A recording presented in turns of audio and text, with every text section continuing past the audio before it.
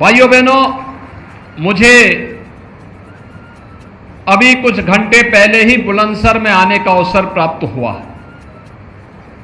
जनप्रतिनिधि और पदाधिकारियों ने मेरे सामने यहां के विकास की अनेक बातें और अनेक मुद्दे रखे। जब भी हमारे माननीय जनप्रतिनिधिगण लखनऊ में आते हैं, उस दौरान भी या जब भी मेरा पश्चिमी उत्तर प्रदेश का कार्यक्रम बनता है, उस दौरान भी विकास के बारे में वे लोग अपनी बातों को मेरे सामने, आदरणीय प्रधानमंत्री जी के सामने बराबर रखते हैं। और उन्हीं के प्रयास का ये परिणाम है कि आज बुलंदशहर विकास की एक नई ऊंचाइयों को छूता हुआ दिखाई दे रहा है। यहां पर पावर जनरेशन के लिए लगने वाला पावर का जो एक नया यहां पर जो हम विद्युत उत्पादन का एक नया संयंत्र लगा रहे हैं, उसके कार्य का हो, चाहे वह पूर्व मुख्यमंत्री सदैव कल्याण सिंह जी के नाम पर अत्याधुनिक सुविधाओं से युक्त मेडिकल कॉलेज के निर्माण के कार्य का हो, चाहे वह मां गंगा की अविरल और निर्मल धारा को बनाए रखने के लिए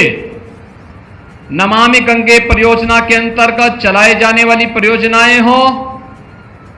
या फिर बुलंदशहर की पहचान वन डिस्ट्रिक्ट वन प्रोडक्ट के अंतर्गत खुर्जा की पोल्ट्री उद्योग को और सिकंदराबाद के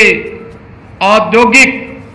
संस्थान के विकास को आगे बढ़ाने का, ये सभी कार्य व्यवस्थित रूप से आगे बढ़ाने के लिए सरकार युद्ध स्तर पर कार्य कर रही है। बाबूजी कल्याण सिंह जी के नाम पर जो मेडिकल कॉलेज आपके बुलंदशहर में बन रहा है, अगले सत्र में यह मेडिकल कॉलेज यहां पर प्रवेश भी करेगा और यहां पर बुलंदशहर के नौजवानों को एमबीबीएस की और उसके उपरांत नर्स बालिकाओं के लिए नर्सिंग की शिक्षा का भी एक अच्छा केंद्र यहां पर बनने वाला है। और बुलंदशहर भी अब कह सकता है हम भी एनसीआर की पार्ट हैं। जिन सुविधाओं के लिए अब तक बुलंदशहर को वंचित रखा गया, आज वे सुविधाएं बुलंदशहर में उपलब्ध हो रही हैं। कितना अच्छा संजोग है, चुनाव के दौरान जब कोरोना महामारी चुनाव में बैरियर बनकर के खड़ी हो रही थी, तो इसी सभागार में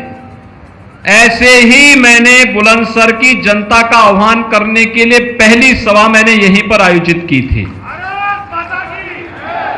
और आज कितना संजोग है कि चुनाव के बाद, सरकार गठन के बाद जब मुझे अवसर मिला, तो मुझे इसी